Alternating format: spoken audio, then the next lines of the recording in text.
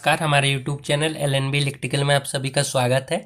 आज हम इस वीडियो में एक बहुत ही महत्वपूर्ण टॉपिक के बारे में चर्चा करने वाले हैं। ठीक है, इलेक्ट्रिकल इंसुलेशन क्लास के बारे में कि इलेक्ट्रिकल जो इंसुलेशन है उसकी कौन कौन सी क्लास होती है, विथ उसकी टेम्परेचर कैपेसिटी क्या होती है। ठीक है, क्लास के अनुसार किस क्लास का टेम्परेचर कैपेसिटी कितना होना चाहिए, क्योंकि ये टॉपिक जानना इसलिए मैंने और आप लोगों को भी बताना ज़रूरी समझा कि आप कोई भी इलेक्ट्रिकल कार्य कर रहे हो या मैन्युफैक्चर कर रहे हो किसी ट्रांसफार्मर का, किसी मतलब इलेक्ट्रिकल का कोई भी कार्य करेंगे तो आपको उसकी इंसुलेशन ग्रेड, उसकी इंसुलेशन क्लास जानना बहुत आवश्यक है।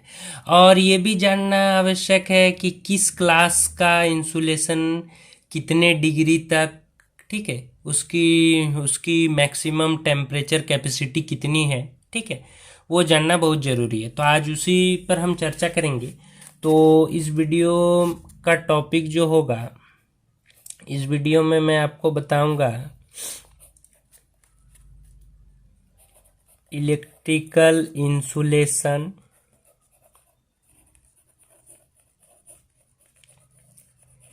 क्लास।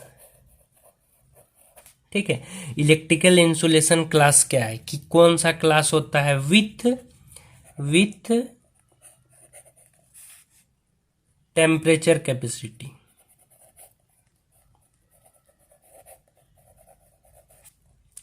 ठीक है, कितने कैपेसिटी तक वो अस्तित्व में रहेगा, मैक्सिमम टेम्परेचर कैपेसिटी क्या। तो इलेक्ट्रिकल इंसुलेशन, जैसे आप वाइंडिंग वायर ले रहे हैं तो उसकी वो किस क्लास का है, क्लास से आपको पता चल जाएगा कि वो कितने टेम्परेचर तक सूटेबल होगा। ठीक है, उसी के अनुसार आप चयन कीजिएगा जो आपके लिए सूटेबल हो।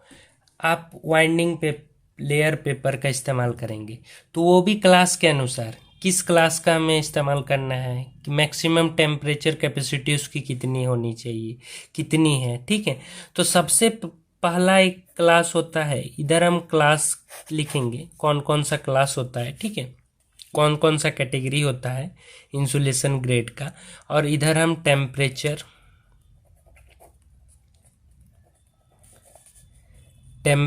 कैपेसिटी लिखेंगे।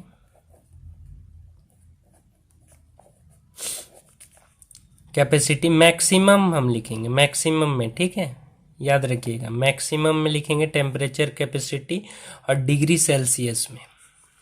सेल्सियस में लिखेंगे। और मैक्स जो हम लिखेंगे इन कोई भी क्लास का टेम्परेचर कैपेसिटी, वो मैक्सिमम उसकी टेम्परेचर कैपेसिटी होगी। ठीक है, तो सबसे पहला एक क्लास आता है वाई क्लास। ये जो वाई क्लास आती है इसकी अधिकतम टेम्परेचर जो कैपेसिटी होती है 90 डिग्री सेल्सियस होती है। सब हम डिग्री सेल्सियस में लिखेंगे। ठीक है, जितने भी टेम्परेचर लिखेंगे। एक होती है क्लास ए। ये जो क्लास ए होता है ना, इसका होता है अधिकतम 105 डिग्री तक। ठीक है, एक होता है क्लास बी, इसका होता है 130 डिग्री अधिकतम, 130 डिग्री तक आप बी क्लास के इंसुलेशन का इस्तेमाल कर सकते हैं। एक होता है एफ क्लास जो होता है ना, ये 155 डिग्री तक सूटेबल होगा। एक होता है एच क्लास। ये जो एच क्लास होता है ना, ये थोड़ा इधर मैं लिखता हूँ। ठीक है, एच क्लास एक होता है, एच क्लास का कितना होता है 180 डिग्री तक आप इस्तेमाल कर सकते हैं। और एक होता है सी क्लास एवोव 180 डिग्री, 180 डिग्री टेम्परेचर से, 180 डिग्री सेल्सियस से भी आप ज़्यादा तक इस्तेमाल कर सकते। तो ये जो इलेक्ट्रिकल इंसुलेशन है, ये आपको ध्यान में रखना चाहिए, तभी आपका वो जो आप मैन्युफैक्चर करेंगे, जो सामान आप तैयार करेंगे, उसका भी आपका लाइफ रहेगा, ठीक है, उसका भी एक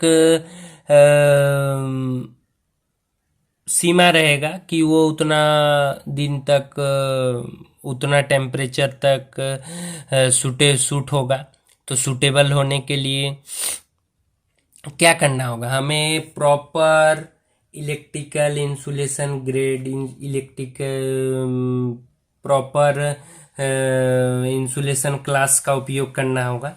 तो मैंने आपको जैसा कि बताया, यदि वाई क्लास का आप जैसे वायर लेंगे या लेयर पेपर खरीदते हैं बाजार में, तो उसमें लिखा होता है, ठीक है, glass tape, leather white tape, leather wet tape, ठीक है, ये सब जितने भी टेप्स हैं सब में इंसुलेशन ग्रेड उसका अंकित होता है। कंपनी उसमें लिख देता है कि ये वाई क्लास का है, यानी कि वो 90 डिग्री तक सूटेबल होगा, 90 डिग्री सेल्सियस तक। यदि कोई वायर में ए क्लास लिखा हुआ है तो वो 105 डिग्री सेल्सियस तक उसकी इंसुलेशन का अस्तित्व रहेगा, वो 105 डिग्री तक काम करेगा, ठीक है। बी क्लास का होता है यदि 130 डिग्री, एफ क्लास का होता है 155 डिग्री, एच क्लास का होता है 180 डिग्री और सी क्लास का एवो 180 डिग्री, 180 डिग्री से अधिक।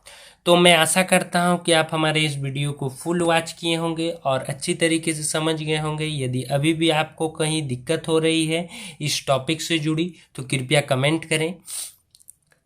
धन्यवाद।